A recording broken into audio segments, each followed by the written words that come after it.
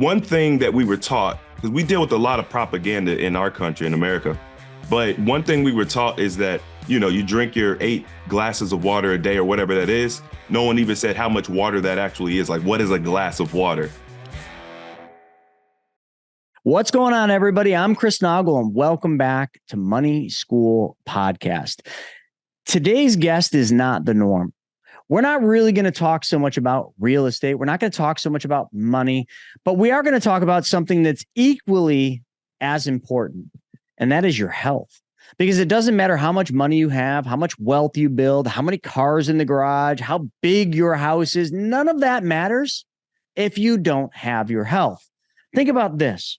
How many people out there have reached great sums of wealth, billions of dollars, but then something happens and their health gives way? Pick on Steve Jobs. Steve Jobs was a health nut. I have read his book 4 times.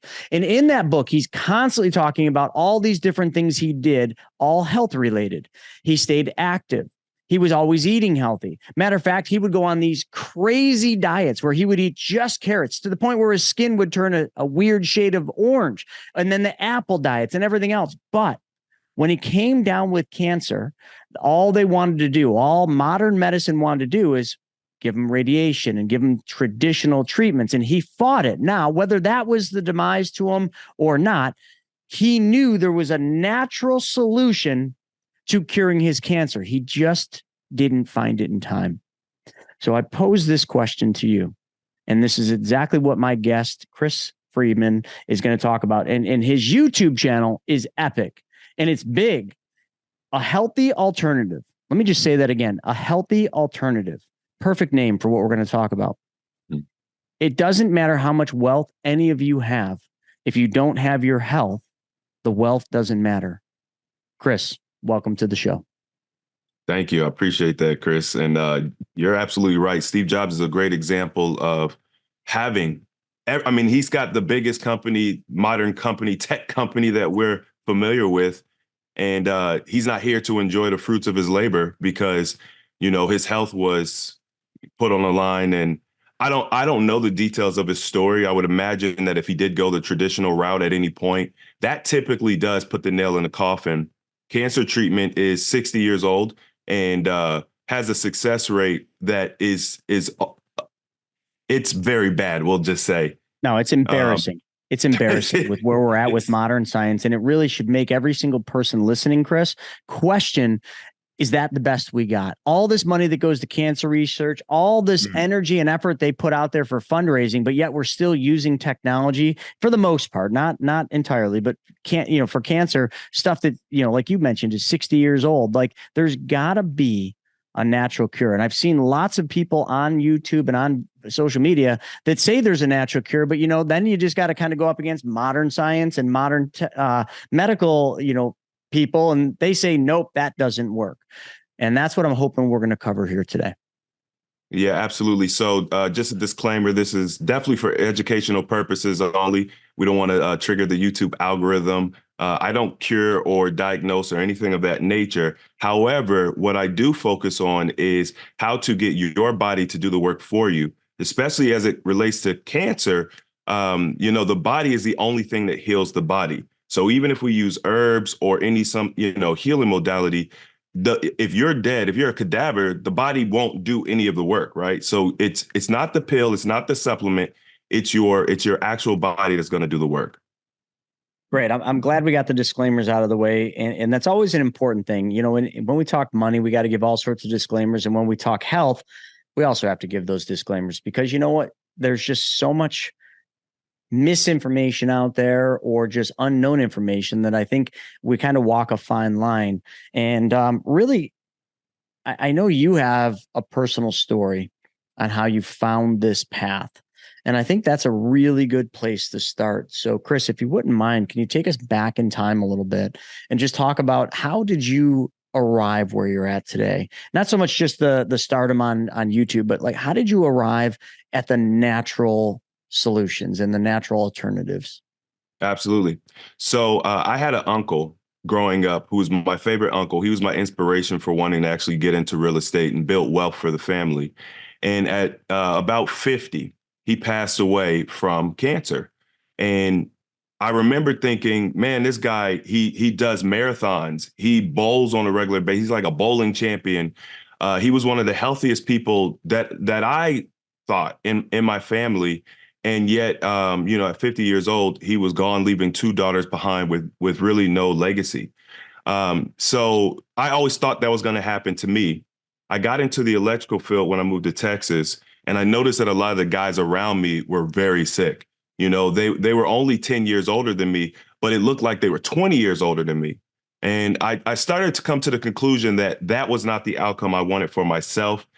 Guys dealing with having to run to the bathroom every 45 minutes to an hour because they have something going on with their prostate, or other guys being kind of curled up like question marks just because of their bone health, or whatever the case may be.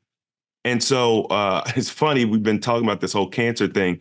That was really the spark for when I started doing research, because I was having a debate with one of my coworkers, and he was like, bro, everybody has cancer inside of them. We're just waiting for something to trigger it. And I kept saying to myself, that can't be right. It can't be that we all have this time bomb inside of us ready to go off at any moment. And as I started going down that path, I realized that the reality is, and this is going to be a little controversial, but cancer is actually the body's natural response to a negative stimuli. So if we are eating toxic foods, just really processed foods, a lot of the meat and dairy is poisoned, believe it or not. And we're putting this stress on our system. The body then those cells will start to mutate based on that product we're taking in. And so what the body intelligently does is it will build healthy cells around the mutated cells, and that's where you start getting these masses, these tumors, or whatever the case may be. It's the body quarantining the mutated cells to make sure that they don't spread and they don't go and infect the rest of the body. And then we go in and we try to attack that quarantine process instead of giving the body support, like water. Hydration is huge for health and wellness. Nutrients, but you got to get it through real food, right? We don't eat real food. So I started doing this research, and then I was like, well, I've got thinning hair. I have, memory issues. When I would eat, I would go to work and I would eat at lunchtime, probably about 11 or so, maybe 12 o'clock. I would get tired, and I was in my late 20s at the time.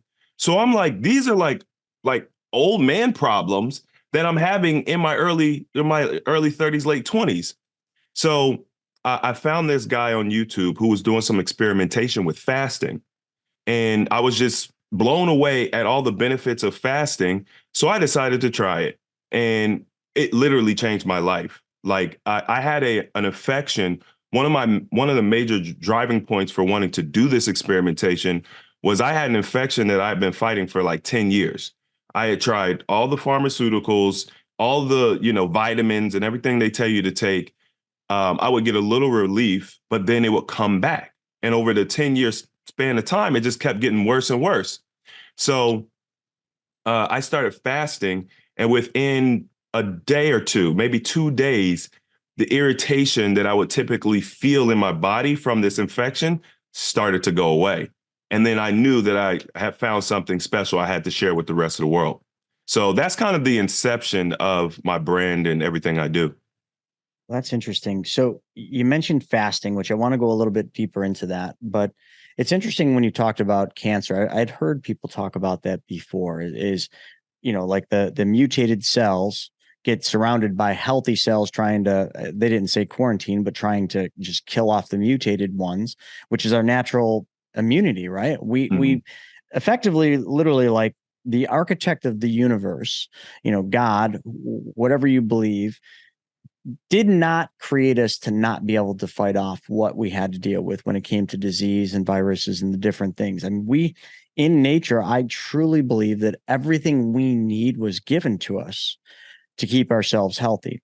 I mean, if you follow Genesis or any of the books, any of the Bible, it talks about people that used to live 300, 400 years old. Like, how is that even possible? Well, there's a lot of things, but when it comes down to what you talked about with fasting, I've done some studying, and I've worked with many people when it comes to health. Where really They talk about regular fasting in doing that. And it's very difficult to do, but they also talked about, like you mentioned, food, because we are what we eat. We've heard that, right? And in today's world, we eat a lot of garbage. Every one of us, even the people that try to eat the healthiest, like when you go to the grocery store, it's virtually almost impossible to find good whole foods. So, Chris, if we could just start there. Somebody wants to begin this path.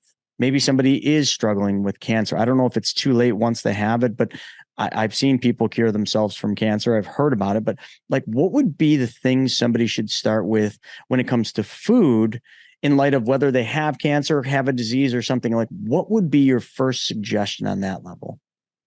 Yeah, so you make good points. The first thing that I would suggest is switching to a plant-based diet. And that could be triggering for some people. The reason why I really, especially if it's something serious like cancer or anything at that level, because you want to give the body the most easily digestible food, something that's going to penetrate and nourish your system. And in order to do that, you need hydration. So first of all, we are severely dehydrated, and this is a problem across the world. But in America, you're probably talking more than 70% of people are dehydrated severely. So if all of your healing and all the processes the body uses to keep you stable and support your immune system is hinged on hydration, and we're all severely dehydrated, the body really just doesn't have the resources it needs to start this process. So by starting with hydration, and the one thing that we were taught, because we deal with a lot of propaganda in our country, in America, but one thing we were taught is that, you drink your 8 glasses of water a day or whatever that is. No one even said how much water that actually is. Like, what is a glass of water? But what I learned is that you actually get better hydration through eating your water. So I'm going to promote, plant-based foods because it's the best source for hydration. If you eat a watermelon is, 90 to 95% water. Cucumber, similar numbers, apples, oranges, things of that nature. But I don't want to confuse people because most people think that fruit is all sweet, but that's just more propaganda. Fruit is the ovaries of a plant. So you can also include avocados, which aren't sweet at all, and they're very fatty, good fats, zucchinis and butternut squash, and all these other things. So if it has a seed in it, it will be considered the ovaries of a plant, and that's going to have a tremendous amount of hydration, easy for the body to digest. Even if you go to the store and it's hard to find the organic stuff, or even if your organic stuff has a coating on it, your boy Bill Gates is putting the appeal coating on as much fruit and vegetables as he can right now. It's still going to be better than eating a Snickers bar, because Snickers bars are calorically dense. They're highly processed foods. They're not even really technically food. There's no food product in it. It's a chemical food, and it's calorically dense. So that's hard for the body to digest. There's no nutritional value. It's going to actually remove water from your system. So it's going to give you all the negative things with none of the positive. So even if you feel it, don't get overwhelmed with trying to find the perfect food source. Just start with plant-based foods. And I would say just eat it more often than you eat the other stuff. Like, that's a great way to start. Wow. Okay, that's interesting. So one problem with fruits and vegetables, and that we are plant-based. I mean, the only thing we eat outside of plant-based is once every 2 weeks or so we have fish, and that's primarily for our daughter, just because she had allergies, so she couldn't eat a lot of the foods that like nuts and things like that. So we had to find some source of protein. So we did, and we never do farm raised. It's always just natural Wild caught. salmon. But fruits are tough. It's like you go out, let's say you're going grocery shopping. A lot of people go grocery shopping once a week, and you buy fruits. By the end of the week, they're going bad, if you don't eat them all. And it's tough to just want to eat fruits and vegetables every day, all day, because to be honest, well, I just had an apple before we started this, it doesn't really fill you up. How do you train yourself to actually not be hungry when you're eating properly and you're doing a plant-based diet? Because I know that's a big thing with a lot of people that try to go plant-based, is they're just always hungry. Is that just our minds playing tricks on us, or what is it? Are we actually not getting the nutrients our body wants, so it's always seeming like we're hungry? Because I know I've faced this. If I eat just fruits and vegetables, it just seems like you eat it, you're hungry 10 minutes later, and your body's saying, I want more, I want more. Is that because we're not drinking, and we're drinking too much coffee, or I don't know. I don't know. What's the answer to that? Yeah, good question. It's funny that you mentioned drinking too much coffee. So oftentimes we don't interpret the signals from the body properly. Once again, propaganda. We've been trained to believe certain sensations are what they are not. So for example, this whole what we would consider a hunger pang or just feeling hungry is just we don't understand what the body's doing. There's a chemical, it's a digestive fluid, and it does other things, but it's called ghrelin, and the body uses it in preparation for digesting food.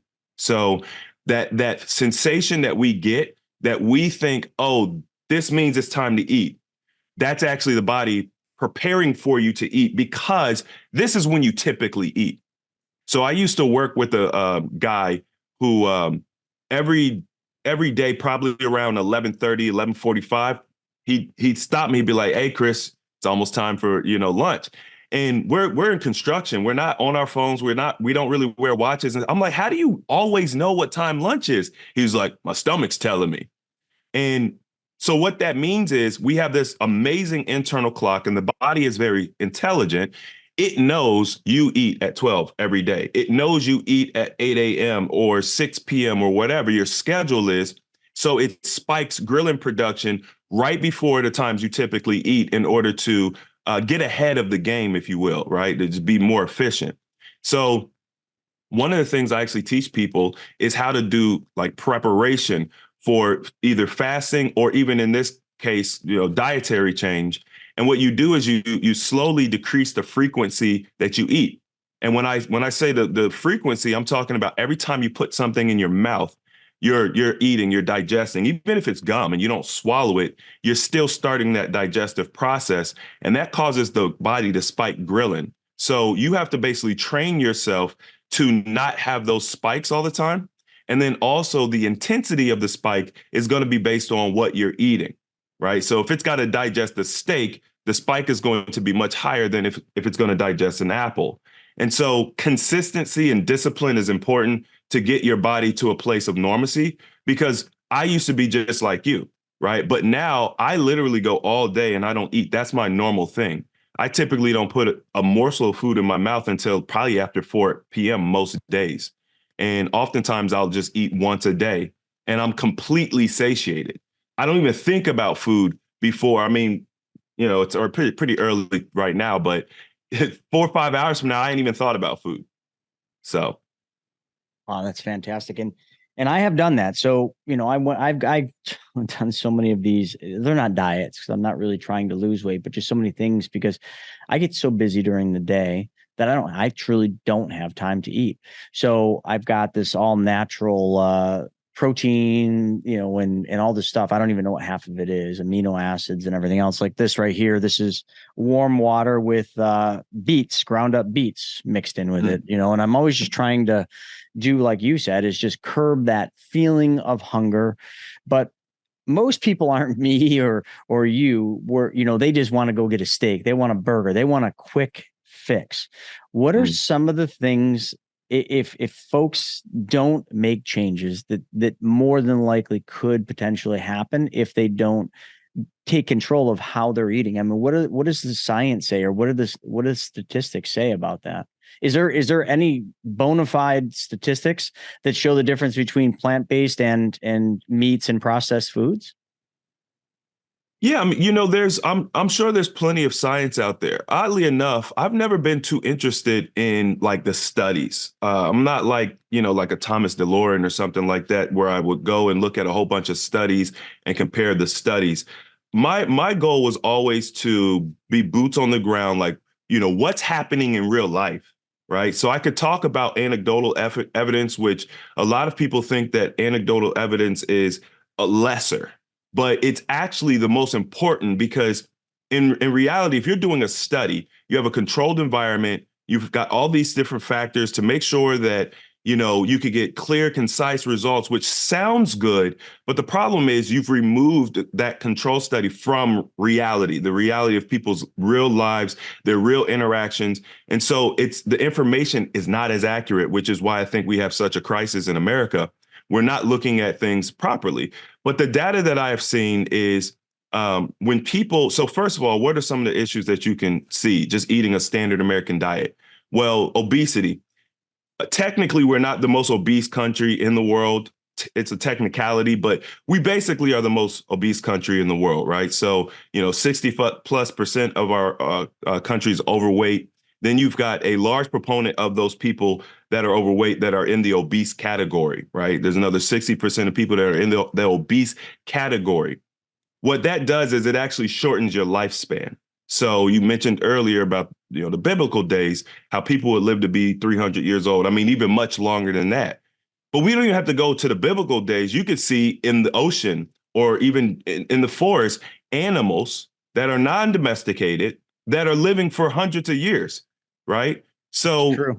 the same thing that created that turtle or that, whale created us. Whatever you believe in, whether it's the Big Bang or God, we were all created by the same thing. Why does the turtle get to live to be 2-3 times as long as us? It's because we are the only creature that's so out of alignment with nature that we are doing things that are completely unnatural. So, heart disease, cancer, obviously, diabetes is huge in my community. We're talking it's absolutely devastating. We've built a culture around diabetes. We call it the sugar.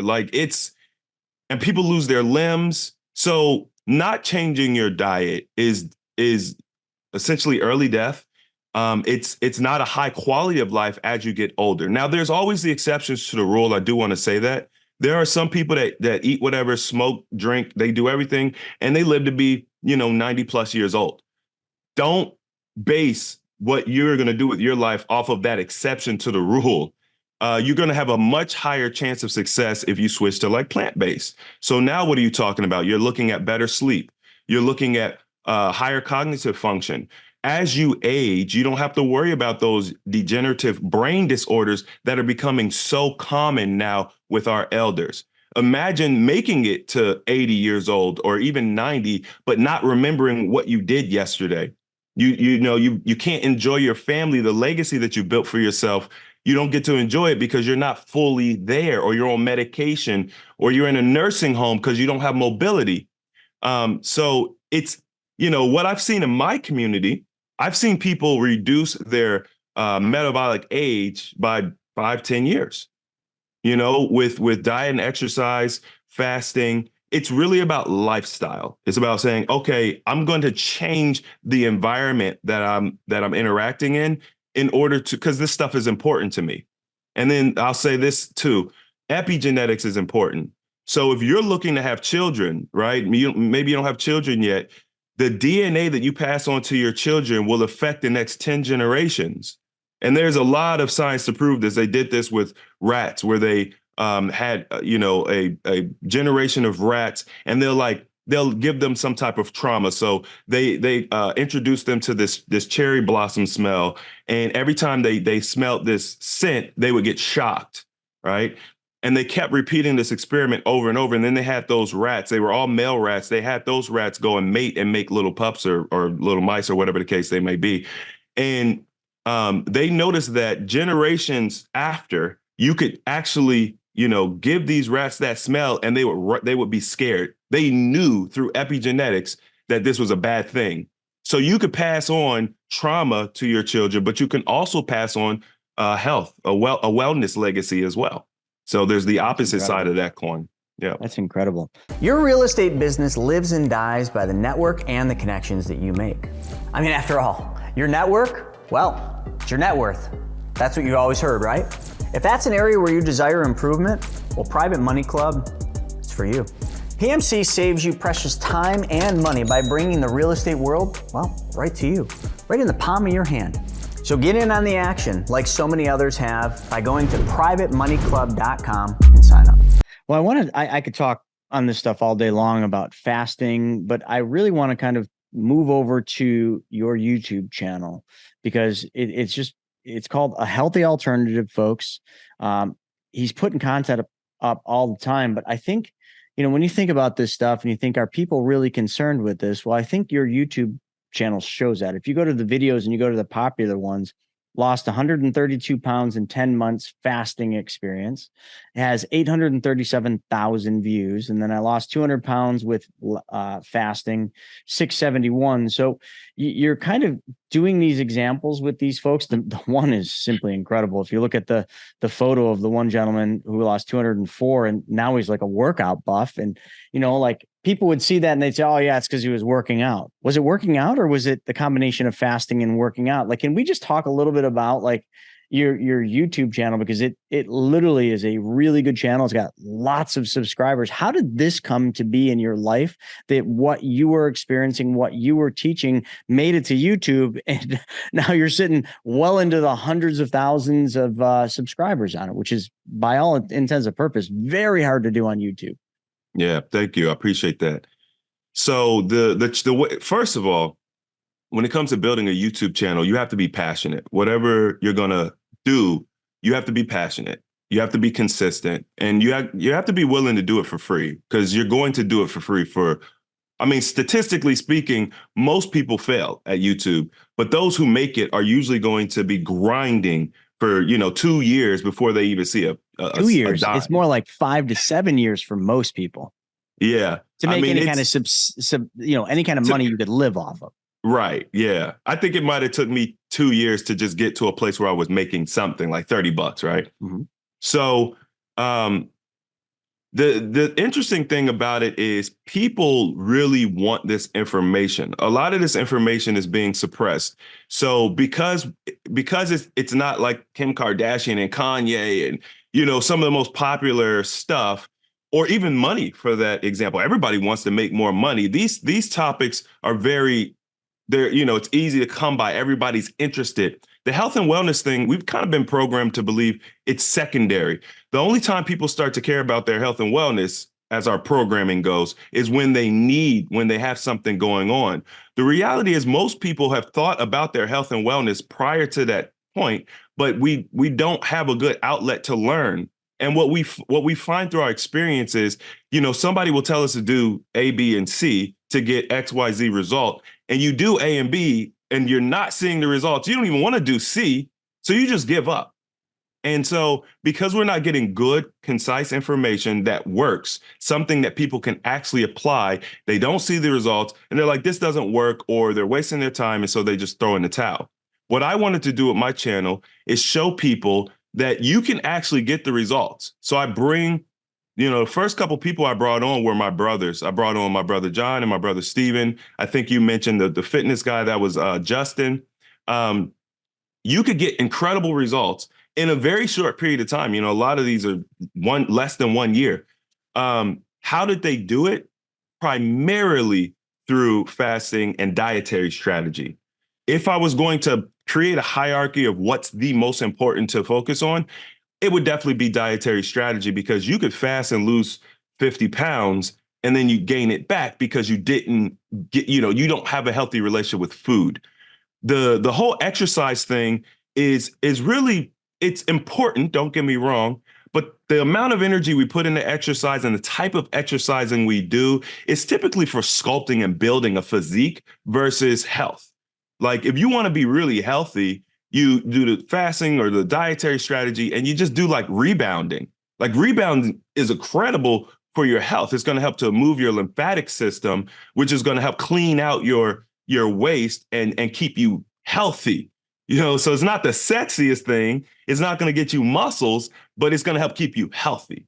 And we cross those lines of health and wellness. Health and fitness. We kind of cross those lines, but they're not the same thing.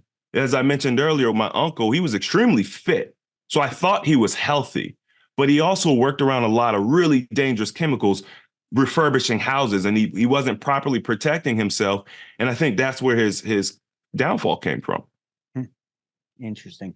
So let's just, And folks, again, I really urge all of you to just watch some of these videos, A Healthy Alternative, and just check it out. It's literally life changing and life altering things that are happening here just from fasting and from eating properly. But let's just talk for a couple minutes on fasting. So if someone's thinking about fasting, which, listen, like I'm thinking about it and right now, and I'm like, man, that's going to suck.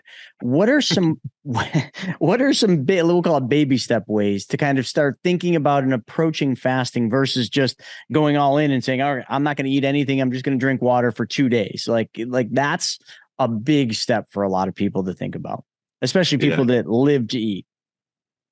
Yeah, it's actually a big step for everybody. I mean, I don't recommend it, as a matter of fact. I have not seen it be successful. So the beauty of working with, tens of thousands of people and being able to get all of that data back. I mean, I have my own case studies. They say you need 1,000 people for a statistic. I've got hundreds of thousands of people, and I get feedback all the time. We have this class, is our 40-day wellness class, where we talk about what we call king baby characteristics.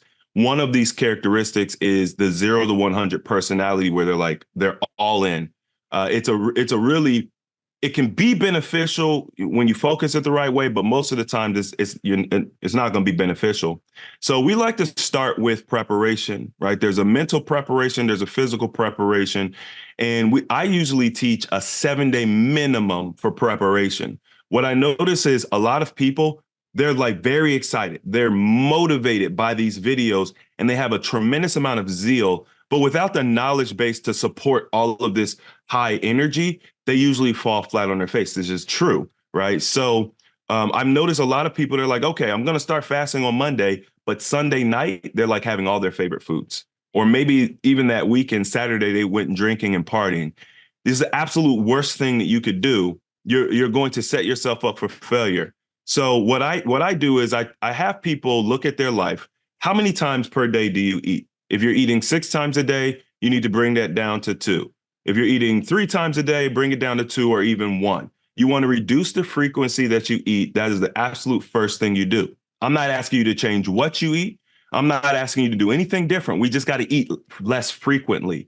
You give yourself some time, your body starts to adapt. Remember, we talked about ghrelin. So the ghrelin production starts to diminish during those times when you would typically eat, but now you're not eating anymore. And that takes consistency. And then I recommend, if you guys are going to do breakfast or something like that, I really think breakfast is the most detrimental meal that we eat. The reason why is because when you eat early in the morning, based on the body's circadian rhythm, you're actually supposed to be eliminating, right? And the body shows you this because when you wake up, you yawn, big yawn, you're exhaling CO2, all of the toxicity coming out through the breath. People don't know this, but 80% of your weight loss comes out through your breath. That's why fasting works so well, because you breathe more deeply. It's incredible the way the body loses weight. So you're breathing, mucus crusting your eyes. Maybe you go and you urinate or you have a bowel movement and your body is telling you we are ready to eliminate. And then you stop it dead in its tracks with pancakes, bacon, and eggs. And now you have this really heavy food that the body has to shift its attention on to try to start digesting. And over time, you build these micro traumas where you're not fully eliminating. Your body's not fully going through this process. So breakfast is very, very bad. If you're going to have it, have fruit, have something like a smoothie, something natural, or, some herbal tea. By the way, you had mentioned earlier about the hunger pang thing being difficult. Because of this, we actually developed an herbal tea. It's an appetite suppressant. It's completely natural. We source our materials, herbs very well. It's one of our top new sellers. We can't even keep it in stock, but it helps to suppress the appetite. So there's certain supplements and things you could take to just help aid you, but you can't just do the supplement and not do the other stuff.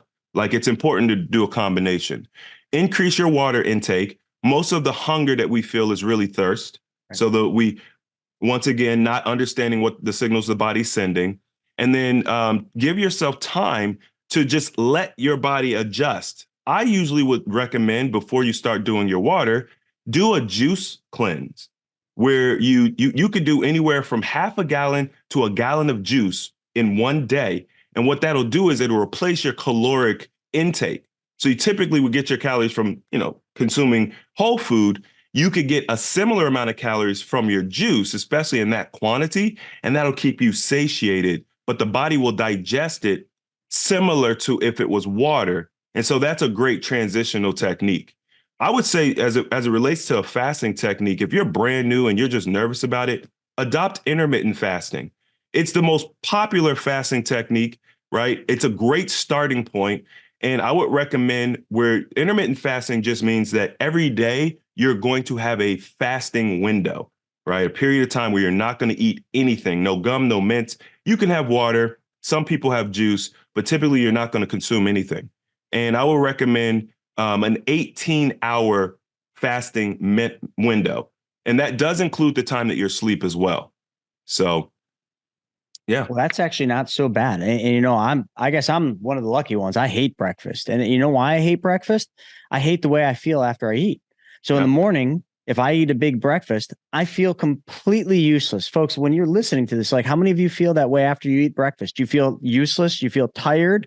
Like, that's why I don't eat breakfast. I don't. I drink coffee in the morning and that's it. And I don't do any of that foo-foo Starbucks stuff. I literally just do black coffee with a little bit of soy milk. And I know the soy is bad, but hey, we all have our creature comforts, right? But, this stuff is fascinating. And, I love the idea of that tea. I drink tea all the time. Usually it's not beet juice. It's normally tea, is what I drink. Okay. So I got to get some of that. So if I wanted to get that tea, or anyone listening wants to get that tea and see the other products you have, where would they go to find that?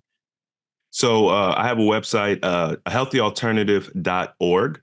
Okay. healthyalternative.org. You just head over to the shop, and in the shop, we've got our physical products and things of that nature. I also have another website where we do training, and it is, the AHA Wellness Academy.com.